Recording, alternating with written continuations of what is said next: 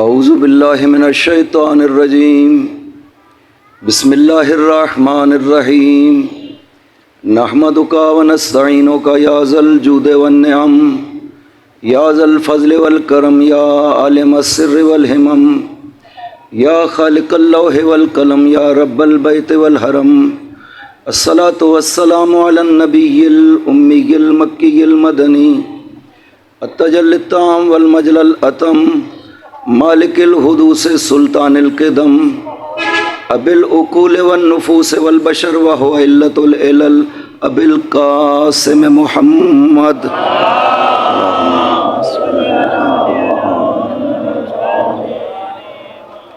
وعلى ابن عمه ووارث علمه وخلیفته سید الاولیاء والوصیین امیر المؤمنین وعلى السیدة المعصومة الجلیلہ التي هي جوہرۃ القدس من الکنز الخفی بدت فابدت تالیات الاحرف ائمۃ الحر بل ابیها سیما بقیت اللہ العظم فی الارضین روح لہ الفدا وارواح العالمین ولعنۃ اللہ علی اعدائہم اجمعین اما بعد بسم اللہ الرحمن الرحیم انما ولیکم اللہ ورسولہ والذین آمنوا الذین یقیمون الصلاة ویؤتون الزکاة وهم راکعون ومن یتول اللہ ورسولہ والذین آمنوا فإن حزب اللہ هم الغالبون صلوات محمد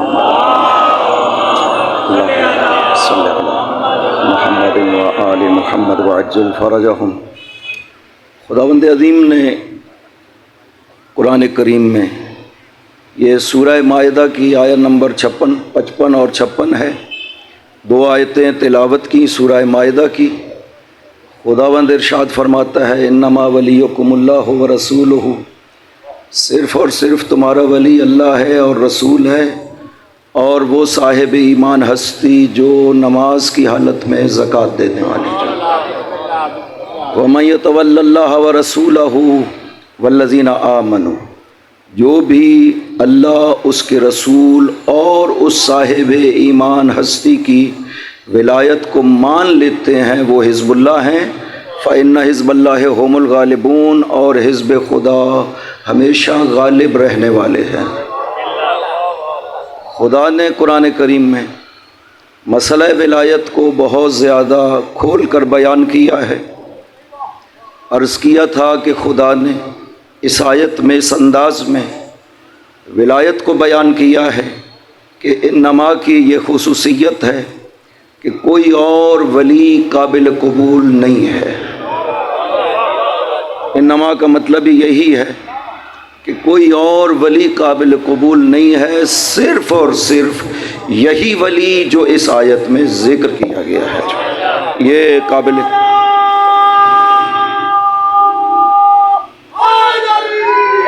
یا علی یا علی۔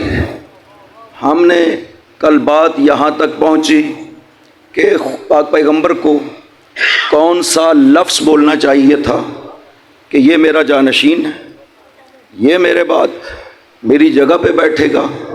پاک پیغمبر کو کون سا لفظ بولنا چاہیے تھا؟ میں نے عرض کیا تھا کوئی 15-16 لفظ ہیں، 15-16 عنوان ہیں، ان میں سے کوئی ایک بھی کہہ دیتے تو ثابت ہو جاتا کہ یہ جانشین پیغمبر ہے، اور علی وہ عظیم ہستی ہے کہ یہ سب کے لفظ عنوان پیغمبر نے ذکر کیا ہے علی کے لیے۔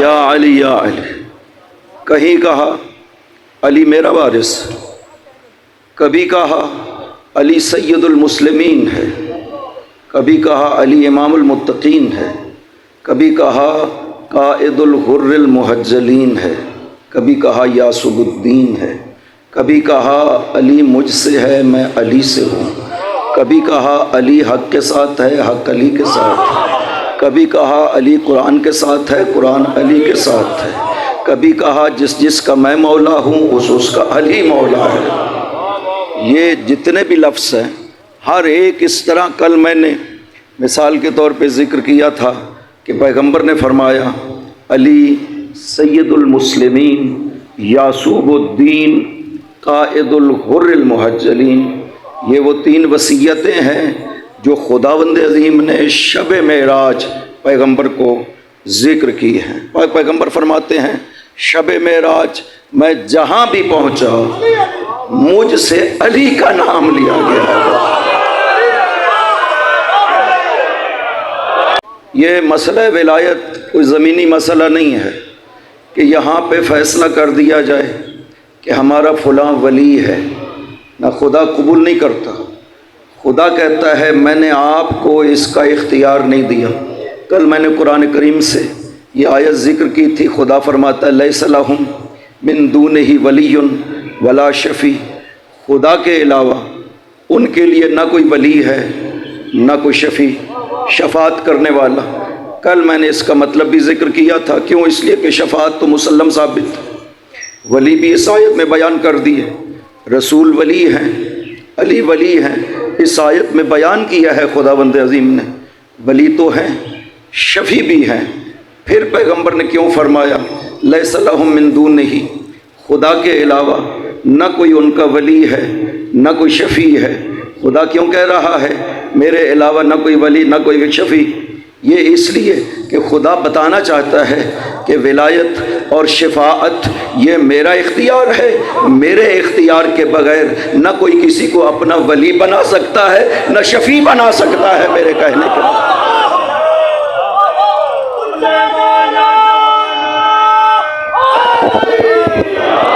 یا علی، لہذا خدا نے اس کی بات بھی ذکر کی ہے، قرآن کی آیت ہے، میں ابھی حدیثیں شروع نہیں کی ہے ذکر کرنا، قرآن کی آیت ہے، خدا نے بیان کیا ہے کہ خود اگر ولی بنائے جائیں تو اس کا نتیجہ کیا نکلتا ہے۔ خداوند عظیم قرآن میں ارشاد فرماتا ہے کہ فریقاً ہدا و فریقاً حق علیہم الضلالہ، یہ ایک گروہ ہدایت پا گیا، ان کو خدا نے خود ہدایت کی ہے، یعنی انسان 2 گروہ ہیں، ایک گروہ ہدایت پا گئے اور ایک گروہ کبھی بھی ہدایت نہیں پا سکتے، منحرف ہو گئے۔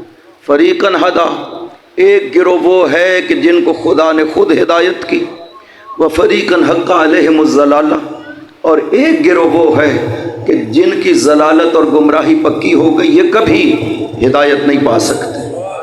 خدا بندہ اس لیے تو نہیں کہ تو کسی کو چاہے تو ہدایت دے دے، کسی کو چاہے تو گمراہ کر دے، نہ، خدا ایسا نہیں ہے۔ خدا بند ہادی ہے، خدا بند عظیم ہادی ہے، اس کا کام ہے ہدایت کرنا۔ قرآن بھیجا، انبیاء بھیجے اور ائمہ بھیجے، اس لیے تاکہ لوگ ہدایت پا جائیں۔ خداوند بہت کریم ہے، ہم نے خداوند عظیم کو پہچانا نہیں ہے، ضرورت ہے خدا کو پہچانے تاکہ خداوند عظیم کے کرم کا ہمیں پتہ چلے اور پھر اس کرم کی ہم امید لگا کر اس کی بارگاہ میں حاضر ہوں۔ ہم نے خدا کو پہچانا نہیں ہے، اس طرح سے خدا کو عموماً بیان بھی نہیں کیا گیا ہے۔ خداوند عظیم اپنے آپ کو کہتا ہے کہ میں اکرم الاکرمین بھی ہوں اور اجود الاجودین بھی ہوں۔ جس طرح سے میں کرم کرتا ہوں کوئی نہیں کرتا ہے، جس طرح سے میں سخاوت کرتا ہوں کوئی بھی نہیں کر سکتا ہے خدا کے مقابل میں۔ لہٰذا ہمیں ضرورت ہے خدا کو پہچاننے کی۔ ایک واقعہ میں اکثر ذکر کیا کرتا ہوں، وہ جو فارس سے ایرانی آیا اور اس نے پاک پیغمبر سے یہ عرض کیا، یا رسول اللہ میں اب بوڑھا ہو گیا ہوں، مسلمان تو ہو گیا ہوں، لیکن میں اب وہ لمبی چوڑی دعائیں یاد نہیں کر سکتا، میں آپ کو یہ ایک مختصر جملہ ارشاد فرما دی، وہ پڑھتا رہا کروں، دل مطمئن رہے گا۔ پیغمبر نے ارشاد فرمایا تم اپنا فریضہ جب ادا کر لو تو پڑھا کرو، زیادہ کثرت سے پڑھا کرو، الہی انت ربی و انا عبدک، خدایا تو میرا رب ہے میں تیرا بندہ ہوں۔ یہ سب سے بڑا جملہ ہے جو ایک بارگاہ خدا میں کہا جا سکتا کسی بندے کی طرف سے، یہ اعتراف خدا کی بارگاہ میں کہ خدایا میں تیرا بندہ ہوں، تو میرا رب ہے۔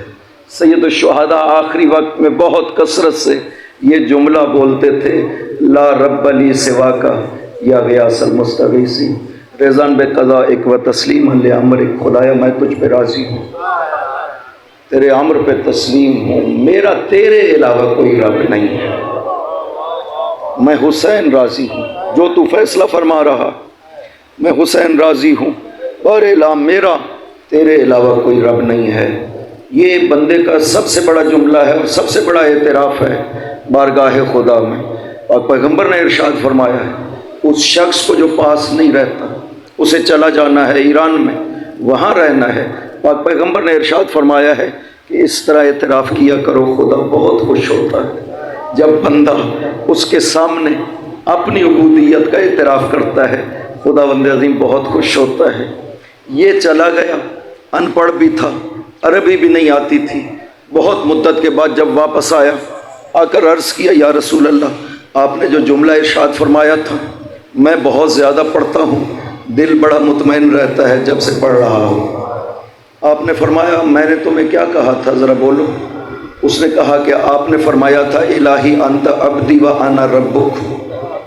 یہ بالکل برعکس ہو گئے، خدایا تو میرا بندہ ہے میں تیرا رب ہوں۔ اسے نہیں پتہ چلا، عربی جانتا نہیں تھا، یہی بات اس کے ذہن میں رہ گئی، مسلسل یہ پڑھتا رہا۔ جب یہ حضور نے سنا، حضور نے ارشاد فرمایا تم کفر کرتے رہے ہو، جانتے ہو یہ جو کہا ہے تم نے یہ کفر ہے، اور رو پڑا۔ اس نے کہا یا رسول اللہ میں اتنی لمبی مدت کفر کرتا رہا ہوں، بہت رویا، اتنا شدت سے رویا زمین پر گر گیا۔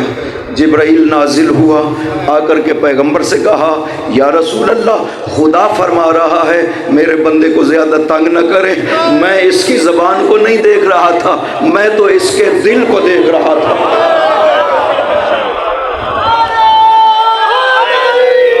یا علی یا علی،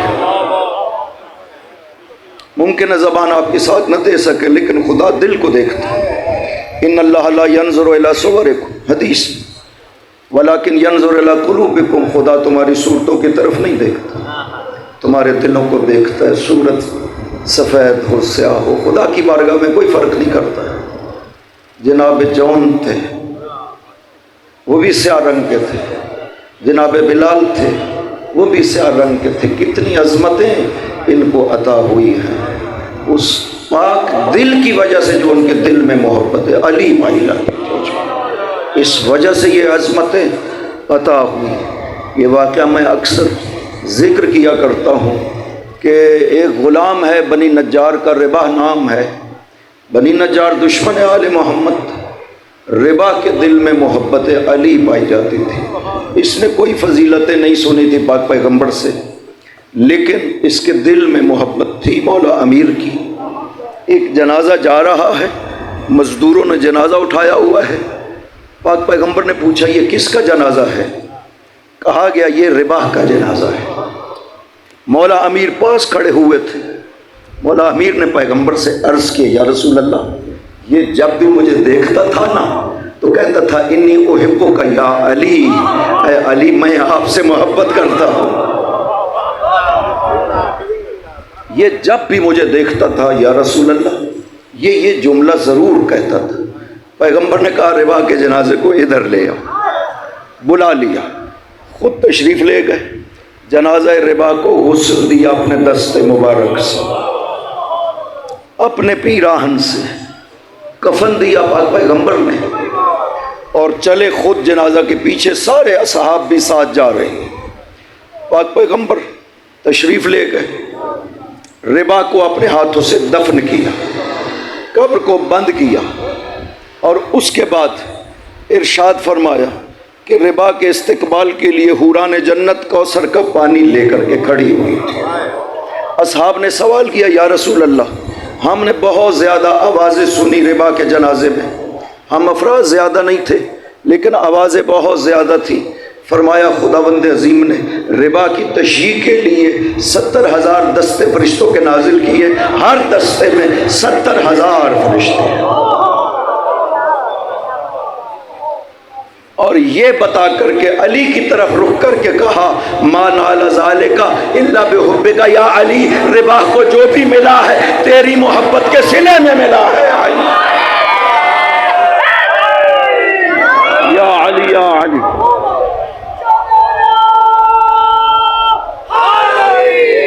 یا علی یا علی،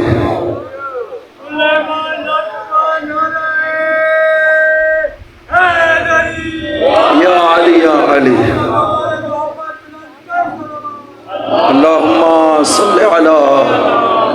محمد و آل محمد وعجل فرجہ۔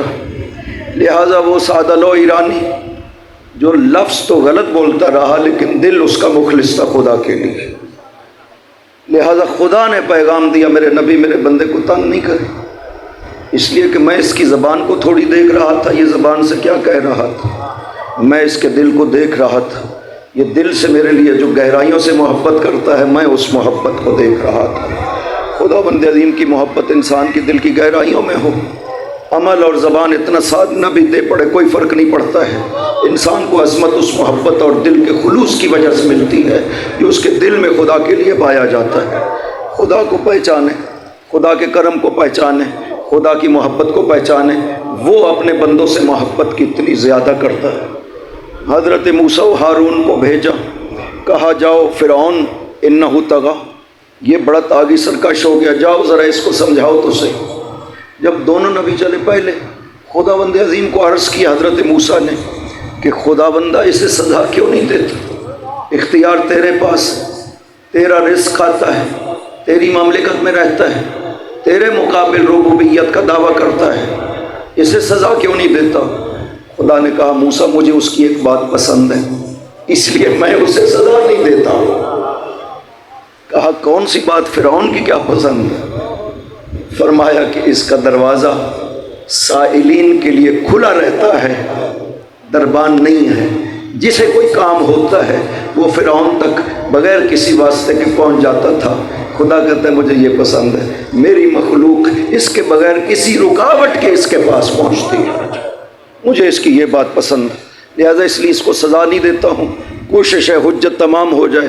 اب جب کہا نا کہ دونوں جاؤ اور جا کر کے حضرت موسیٰ و ہارون علیہ السلام کو یہ ارشاد فرمایا دونوں جاؤ اور جا کر اسے تبلیغ کرو، یہ بڑا سرکش ہو گیا ہے، تو ساتھ خدا نے طریقہ گفتگو بھی بتا دیا کہ دیکھو فَقُولَا لَهُ قَوْلًا لَيِّنًا لَعَلَّهُ يَتَذَكَّرُ أَوْ يَخْشَىٰ، اس سے ذرا نرم لہجے میں گفتگو کرنا، ہو سکتا ہے واپس آ جائے میری بارگاہ میں۔ فرعون کو بھی خدا چاہتا ہے لَعَلَّهُ يَتَذَكَّرُ أَوْ يَخْشَىٰ، ہو سکتا ہے واپس آ جائے، آپ سخت بات کہیں گے ہو سکتا ہے ضد میں آ جائے، نہ مانے، آپ اس سے ذرا نرم لہجے میں گفتگو کرنا، ممکن ہے آپ کی باتیں اس پہ اثر کریں اور وہ واپس آ جائے۔ خدا کا کرم اس طرح سے ہے، وہ خدا بند عظیم چاہتا ہے آپ جب اس کی بارگاہ میں بیٹھ کر آنسو بہاتے ہیں نا، ایک قطرہ آنسو کا مچھر کے پر کے برابر، جب آپ کی آنکھوں سے خوف خدا سے نکل جاتا ہے، روایت میں ہے کہ 2 قطرے زمین پر پہنچنے سے پہلے خدا معاف کر دیتا ہے۔ ایک قطرۃ دم قتل الذی قتل فی سبیل اللہ، اس کے خون کا قطرہ جسے راہ خدا میں مارا گیا ہے، اس کے زمین پہ خون گرتا نہیں ہے، خدا اسے معاف کر دیتا ہے سارے گناہ، کیونکہ ہر نیکی کے اوپر نیکی ہے، اس سے بڑھ کر نیکی کیا ہے کہ انسان راہ خدا میں مارا جائے، یہ سب سے بڑی موت ہے۔ محبت آل محمد میں اگر کوئی مارا جاتا ہے یہ سب سے بڑی محبت، یہ ہے راہ خدا، سب سے بڑا راستہ خدا کا، انسان اس سے مارا جائے، اس سے بڑا شرف اور کیا ہو سکتا ہے۔ دوسرا قطرۃ الدمع فی من خشیت اللہ فی جوف اللیل فی ظلمت اللیل، کہ دوسرا آنسو کا قطرہ رات کی تاریکی میں خوف خدا سے جو آپ کی آنکھوں سے نکلتا ہے نا، یہ زمین پہ گرنے سے پہلے خدا آپ کے گناہوں کو معاف کر دیتا ہے۔ لہٰذا انسان کو بعض دفعہ خدا کی بارگاہ میں حاضر ہونا چاہیے، حاضر ہونا، ایک دن سب کو چلے جانا ہے خدا کی بارگاہ میں، لیکن اپنے اختیار رات کو اس کی بارگاہ میں بیٹھیں، خدا بند عظیم سے گفتگو کریں، خدا سننا چاہتا ہے، وہ کہتا ہے یہ میرا بندہ مجھ سے کیوں نہیں بات کرتا، کسی اور سے کیوں بات کر رہا ہے۔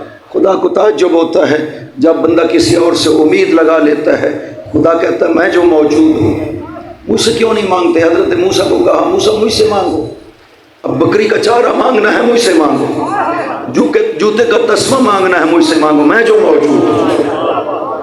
خدا دے بھی سکتا ہے، اس کے خزانوں میں اگر دے دے گا تو کمی بھی کوئی نہیں آتی، لہٰذا خدا سے رجوع کریں اور خدا کو واسطہ دے ان ہستیوں کا جن کی بات کو وہ ٹالتا نہیں ہے، تو آپ کی بات بھی خدا کے حضور پہنچے گی، نام آل محمد کے ذریعے سے جب جائے گی خدا کو رسول۔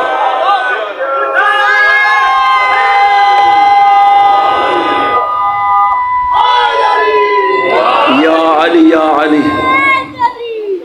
یا علی یا علی، آل محمد خداوند عظیم نے اس مسئلہ ولایت کو اتنی اہمیت دی کہ عرش سے لے کر قیامت تک کے لیے ہر حقیقت میں ہمیں ولایت علی نظر آتی ہے، ہر جگہ پر ولایت علی نظر آتی ہے۔ اور تو اور قرآن میں فرماتا ہے ثم لتسألن یومئذ عن النعیم، قیامت کے دن تم سے نعمت کے بارے میں سوال کیا جائے گا۔ نعمت کے بارے میں خدا کہتا میں نے تمہیں نعمت عطا کی تھی، اس نعمت کے بارے میں تم نے شکر ادا کیا یا نہیں، تم نے اس نعمت کو نعمت رہنے دیا یا نہیں۔ خداوند عظیم کہتا ہے قیامت کے دن سوال کیا جائے گا۔ ایک دن اپنے وقت کے ایک فقیہ امام تشریف لائے، امام جعفر صادق علیہ السلام کے خلاف اللہم صلی علی محمد و آل محمد وعجل فرج۔ حضرت نے اسی آیت کے بارے میں ان سے سوال کیا کہ آپ بتاؤ، کہا کہ میں تفسیر جانتا ہوں قرآن کریم کی۔ فرمایا کہ اگر تم قرآن کی تفسیر جانتے ہو تو مجھے بتاؤ خدا اس آیت میں کیا کہہ رہا ہے، ثم لتسألن یومئذ عن النعیم، قیامت کے دن تم سے نعمتوں کے بارے میں سوال کیا جائے گا۔ اس نے کہا یا ابن رسول اللہ، یہ نعمتیں جو خدا ہمیں دیتا ہے، یہ کھانا، یہ پینا، یہ دنیا کی ضروریات کی چیزیں، یہ نعمتیں ہیں جو خدا کہہ رہا ہے میں تم سے سوال کروں گا۔ تو آپ نے فرمایا آپ نے خدا کے کرم کا اندازہ نہیں لگایا صحیح، اس لیے کہ آپ کسی کے گھر اگر مہمان جاتے ہیں اور وہ آپ کو کھانا پیش کرتا ہے، وہ بھی آپ کے لقمے نہیں گنتا ہے، وہ خدا کا دسترخوان ہے، وہ کیسے گنے گا کہ تم نے کتنا کھایا کتنا پیا؟ نعمت خدا۔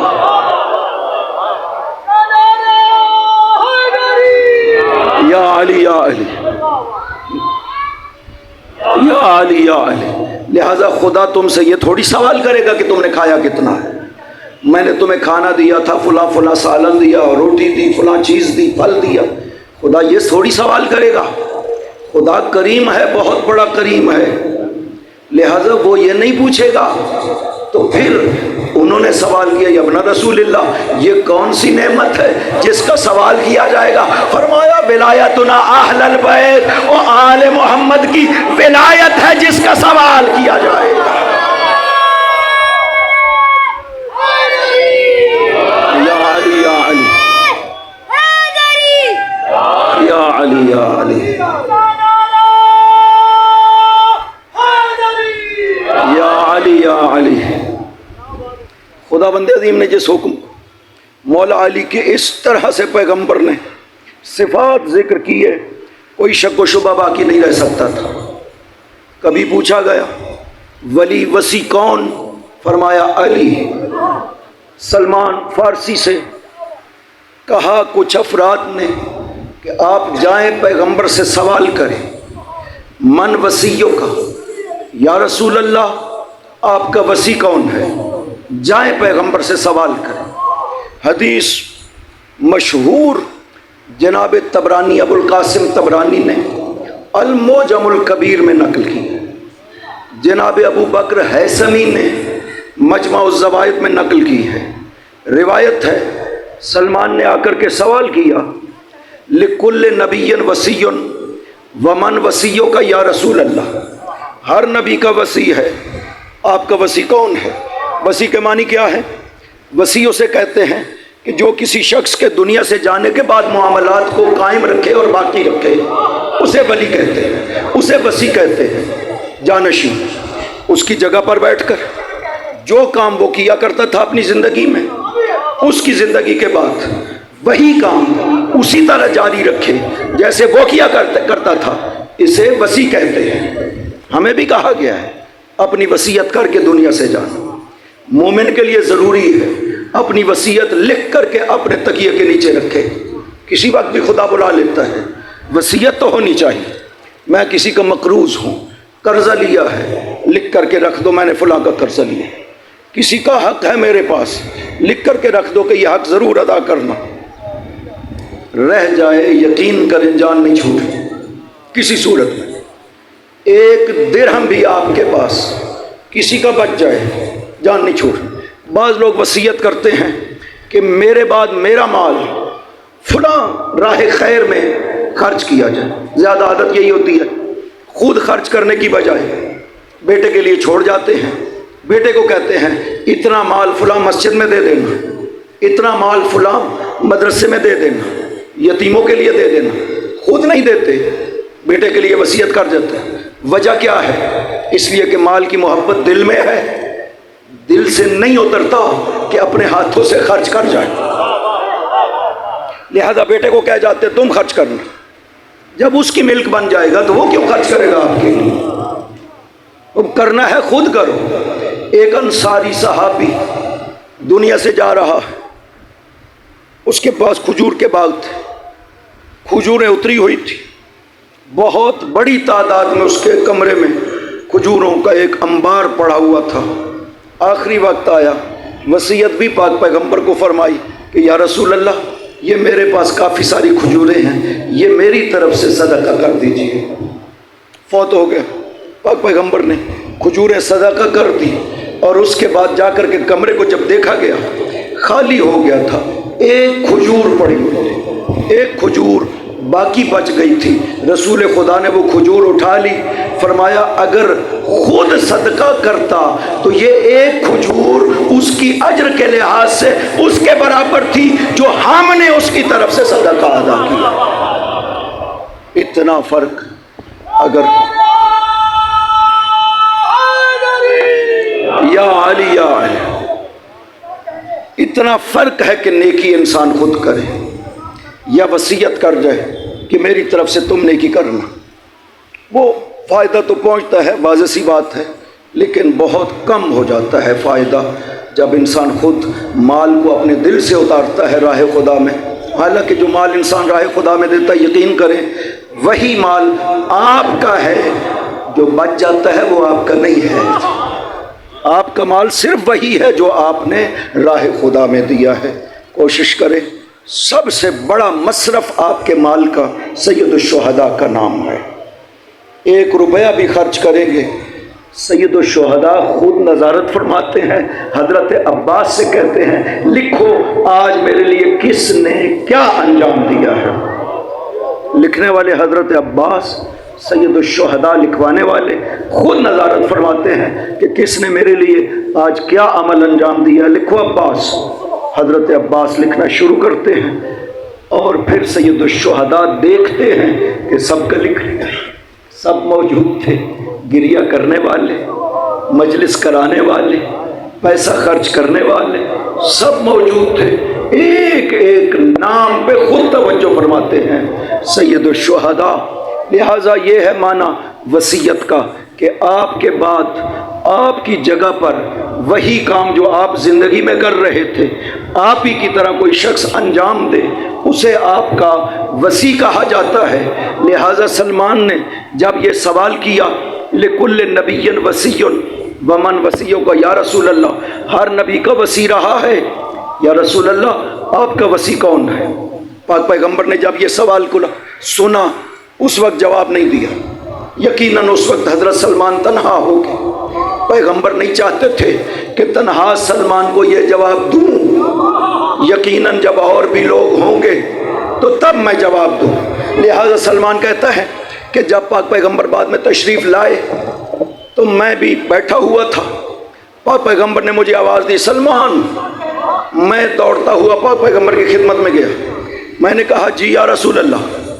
فرمایا سلمان تم نے مجھ سے سوال کیا تھا کہ ہر نبی کا وصی ہے، آپ کا کون وصی ہے؟ سلمان میرا آپ سے ایک سوال ہے، من کان وصی موسیٰ، تم بتاؤ موسیٰ کا وصی کون تھا؟ سلمان نے کہا کہ یوشع بن نون۔ صلوات پڑھیے محمد و آل محمد، اللہم صلی علی محمد و آل محمد وعجل فرجہ۔ یا علی یا علی اللہم صلی علی محمد و آل محمد وعجل یا علی یا علی. کیا کہنے، بہت خوب. خدا بند عظیم آپ کو حفظ و سلامتی عطا فرمائے، ولایت امیر المؤمنین کی عظیم معرفت عطا فرمائے. من کان وصی موسیٰ، سلمان آپ بتاؤ موسیٰ کا وصی کون تھا؟ عرض کیا یوشع بن نون. یا رسول اللہ یوشع بن نون تھے. پوچھا لیما، سلمان وجہ کیا ہے اور کیوں نہیں، صرف یوشع کیوں؟ فرمایا لأنہ کان عالمہم. یا رسول اللہ اس لیے کہ امت موسیٰ میں سب سے بڑے عالم، علم رکھنے والے یوشع تھے، ان سے بڑا عالم کوئی نہیں تھا، اس لیے وہ نبی کا وصی بنے. پیغمبر نے فرمایا انا وصیی و خلیفتی و خیر من اترک بعدی و قاضی دیونی و ینجز عداتی علی بن ابی طالب. یا علی یا علی یا علی یا علی یا علی یا علی علی علی علی علی علی علی علی علی علی علی علی یا علی یا علی. سوال تو ایک چیز کا تھا کہ وصی کون ہے. پیغمبر نے 5 چیزیں بتائی. ان وصیی و خلیفتی، میرا وصی اور میرا خلیفہ، و خیر من اترک بعدی، اور جن کو چھوڑے جا رہا ہوں ان میں سے سب سے بہتر. اگلے 2 جملے بڑے خوبصورت. و قاضی دیونی، میرے قرضوں کو ادا کرنے والا، و منجز و عداتی، اور میرے وعدوں کو پورا کرنے والا علی ابن ابی طالب ہے.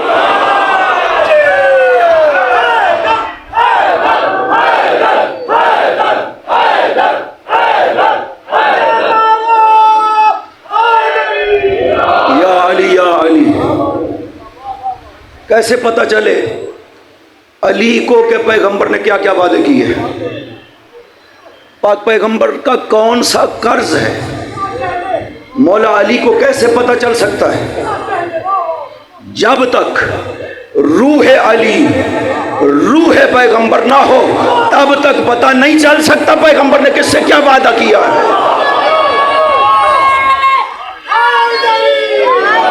یا علی یا علی یا علی یا علی. لہذا یہ سب فضیلتیں علی کی بیان ہو. فرمایا علی میرا وصی ہے. وصی کا مطلب یعنی جو کام میں اپنی زندگی میں کر رہا تھا، میرے بعد ان کاموں کو میری طرح اگر کوئی جاری رکھ سکتا ہے تو صرف علی ابن ابی طالب جاری رکھ سکتا ہے. پاک پیغمبر دین و شریعت بیان کر رہے تھے، مثل پیغمبر دین و شریعت سوائے علی کے کوئی اور بیان نہیں کر سکتا. پاک پیغمبر کی ذمہ داری تھی لوگوں کو قرآن بیان کرنا، ذمہ داری تھی. خدا نے یہ فریضہ پیغمبر کے ذمے لگایا ہے. مناسب پیغمبر، جو پیغمبر کو خدا نے منصب عطا کی ہے، نبوت، رسالت، امامت، قضاوت، کتنے منصب ہیں جو خدا نے پیغمبر کو عطا کی ہے. ایک منصب ہے کتاب کو بیان کرنا، قرآن کو بیان کرنا. وَأَنزَلْنَا إِلَيْكَ الذِّكْرَ لِتُبَيِّنَ لِلنَّاسِ مَا نُزِّلَ إِلَيْهِمْ. سورہ نحل میں خدا ارشاد فرماتا ہے پیغمبر ہم نے آپ کو ایک خاص ذکر عطا کیا ہے، خاص علم عطا کیا ہے، جس کے ذریعے سے آپ لوگوں کو بیان کریں گے کہ ہم نے قرآن میں ان کے لیے نازل کیا کیا ہے. یہ ذمہ داری ہے پاک پیغمبر کی. یعنی جو من جملہ پاک پیغمبر کی ذمہ داریاں تھیں ان میں سے ایک ذمہ داری پیغمبر کی یہ بھی ہے. ہم شاید آئندہ دنوں میں، چونکہ ابھی باتیں بہت سی کرنے والی ہیں، ابھی آیت کے حوالے سے کچھ اہم گفتگو ہے جو آپ تک پہنچانی ہے، وہ میں ذکر کروں گا. اور کچھ باتیں ہیں ولایت کی خصوصیات کے عنوان سے، وہ عموماً چونکہ بیان نہیں ہوتی، ولایت بیان ہوتی ہے قرآن کریم میں۔ خداوند عظیم نے بالآخر اس مسئلہ ولایت کو قرآن میں بیان کیا ہے، اپنی ولایت کو پیش کر کے کہا ہے کہ یہ جو میری ولایت ہے نا، میں اس کو عطا کر رہا ہوں دو ہستیوں کو، ایک میرا رسول ہے اور دوسرا وہ مومن جو رکوع کی حالت میں زکوٰۃ دینے والا ہے۔ یا علی یا علی، ہم نے پہلے دن عرض کیا تھا کہ ولایتیں دو نہیں ہوئی، تین نہیں ہوئی۔ خدا نے ولایت کو تقسیم نہیں کیا ہے کہ تین حصے ہو گئے، ایک ولایت کا حصہ خدا کا، ایک ولایت کا حصہ مصطفیٰ کا، ایک ولایت کا حصہ مرتضیٰ کا۔ خدا کبھی بھی تقسیم نہیں کرتا، ذہن میں رہے۔ یہ رزق، یہ رحمت، یہ مغفرت خدا کچھ بھی تقسیم کر کے نہیں بھیجتا ہے، وہ اپنا پورا فیض دیتا ہے، لینے والا اپنے ظرف کے مطابق لیا کرتا ہے۔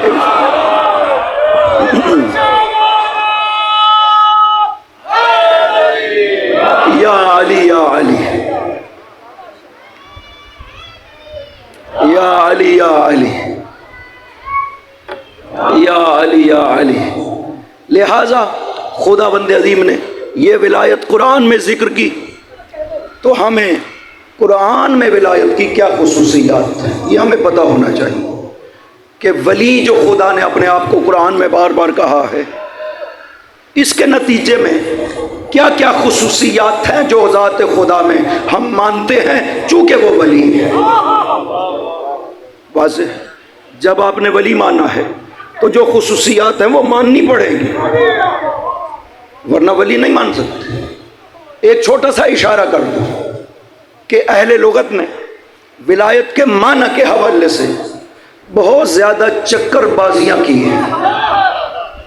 یہ بڑا مظلوم لفظ ہے اس لحاظ سے اہل لغت جو عربی کے بڑے بڑے لغوی ہیں۔ میں دو تین نام آپ کے سامنے لے لیتا ہوں تاکہ آپ کے ذہن میں رہے۔ ایک ابن منظور ہے، لسان العرب اس کی لغت کی کتاب ہے، کوئی 16-17 جلدوں میں۔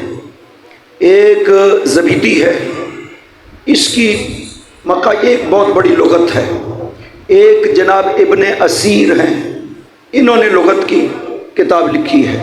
تو یہ لغت کی کتابیں ہیں، ان میں جن کو تھوڑی سی عربی آتی ہو ضرور دیکھیے گا کہ ولایت کا معنی بیان کرنے کے لیے انہوں نے کتنے چکر چلانے پڑے ہیں ولایت کا معنی بیان کرنے کے لیے۔ اور عجیب بات ہے، بہت سے معنی آپ سنتے رہتے ہیں کہ بھائی ولی کے تو 21 معنی ہیں، بعض اہل لغت نے 27 معنی مولا کے ذکر کیے، اسی طرح ولی کے۔ یہ کس لیے ذکر کیے؟ تاکہ وہ معنی بیچ میں غائب ہو جائے جو خداوند عظیم اس آیت میں بتانا چاہتا ہے۔ 27 معنی بیان کر دو، غائب ہو جائے۔ یہی روش رہی ہے۔ کہا گیا پاک پیغمبر کو نعوذ باللہ من ذالک، جب مشرکین قتل کرنے کے لیے مشورے کر رہے تھے، کہا گیا 13 قبیلوں کے افراد جمع کر لو، خون گم ہو جائے گا، کسی سے انتقام نہیں لے پائیں گے۔ 13 قبیلوں کے 40 افراد جمع کر لیے نعوذ باللہ قتل پیغمبر کے لیے۔ کیوں؟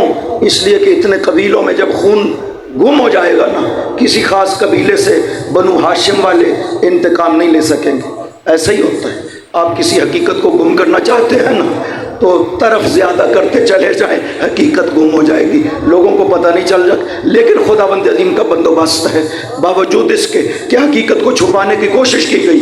انہی اہل لغت نے، میں کل بیان کروں گا کہ کس طرح سے وہ جو حقیقی معنی ہے نا ولایت کا اور مولا کا، ولی کا، وہ بیچ میں بیان کیا ہے۔ جناب ابن اسیر کہتے ہیں کہ معنی ولی میں 3 خصوصیتیں ہونی چاہیے، اس میں قدرت بھی ہونی چاہیے، اس میں فعل بھی ہونا چاہیے، اس میں اختیار بھی ہونا چاہیے۔ اگر یہ نہ ہو تو وہ ولی نہیں ہو سکتا۔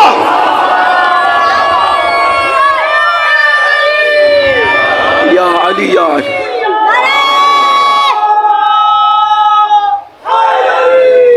یا علی یا علی یا علی یا علی یا علی یا علی۔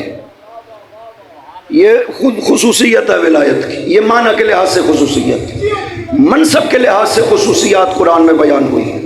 ہم انشاءاللہ کل میں آپ کو معنی بیان کروں گا ولایت کا، اور تاکہ بہت سا ابہام ہے وہ ذہنوں سے دور ہونا چاہیے. معنی کے ذریعے سے آپ کو پتہ چلے گا کہ ولی کا مطلب کیا ہے، ہم جسے ولی مانتے ہیں اس کی ذات میں ہمیں کیا ماننا چاہیے کہ اعتقاد ولایت باقی رہ سکتا ہے، تب ولی مانا جاتا ہے. صرف زبان سے کسی کو کہہ دینا یہ میرا ولی ہے یہ کافی نہیں ہے. میں ذکر کر رہا تھا اپنی طرف سے ولی بنانے کے نتیجے کیا ہے، وہ بھی خدا نے قرآن میں بیان کیا ہے. اس ولی کو ولی ماننا جسے خدا نے کہا ہے، اس کا نتیجہ کیا ہے وہ بھی قرآن میں بیان کیا ہے. ابھی آپ آیت سن رہے تھے، انہوں نے پوری آیت پڑھی، یہ وہ نتیجے ہیں جو خداوند عظیم نے قرآن کریم میں ولایت کو ماننے کے نتیجے میں اور نہ ماننے کے نتیجے میں بیان کیا ہے اس آیت تبلیغ میں جو ابھی پڑھ رہے تھے. یہ ہے ولایت، خدا نے جس کا ہمیں حکم دیا ہے ہمیں قرآن میں ماننا ضروری ہے. اولیاء خداوند عظیم نے جن ہستیوں کو ہمارا ولی بنایا ہے وہ جاری و ساری ہے سلسلہ ولایت. حسین اسی سلسلے کی ایک کڑی تھی. اگر ولایت علی کو مانا جاتا حسین کبھی شہید نہ ہوتا. نہ صرف حسین شہید ہوئے بلکہ جس مظلومیت سے حسین مارے گئے کائنات میں اس مظلومیت سے کوئی نہیں مارا گیا. مظلومیت حسین کربلا میں حتیٰ بچے تک حسین کے حضور میں اپنے آپ کو قربان کرنا چاہتے ہیں. انہوں نے معرفت ولایت پیدا کی.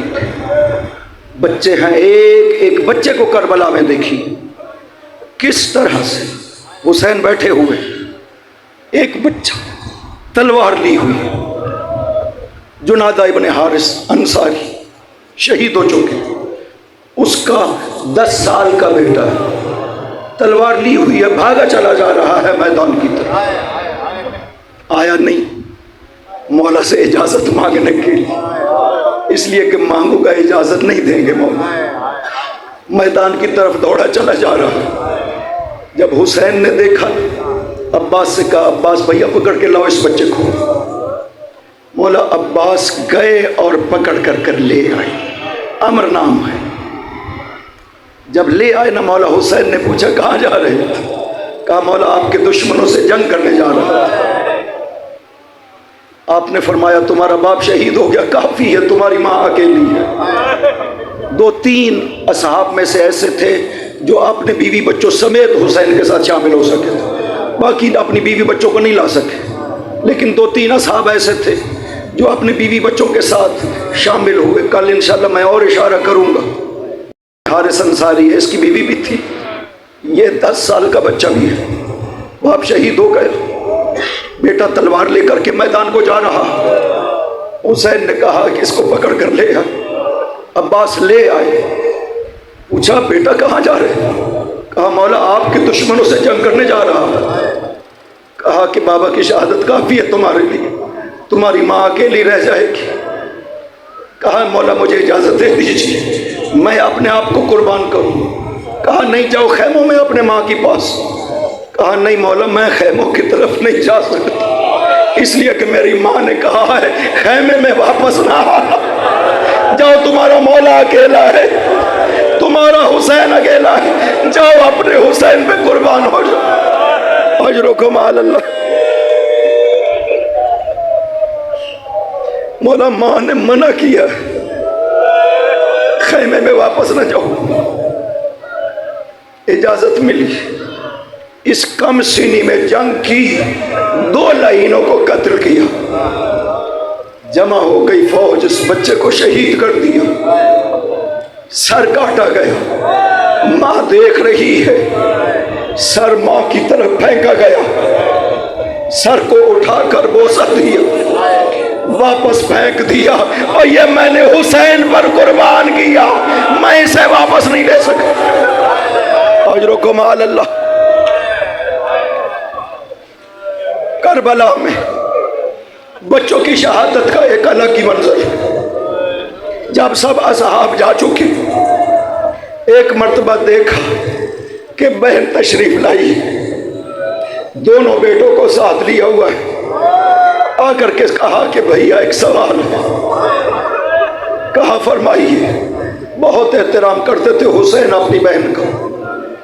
دو ہستیاں تھیں جن کے لیے امام اور نبی کھڑے ہوتے تھے، ایک جب نبی کی بیٹی نبی پہ داخل ہوتی تھی نبی کھڑے ہو جاتے تھے، دوسرا جب یہ علی کی بیٹی اپنے بھائی پہ داخل ہوتی تھی تو حسین کھڑے ہو جاتے تھے۔ کتنی عظمت ہے، انسان تصور نہیں کر سکتا نبی کی بیٹی کی کتنی عظمت ہے۔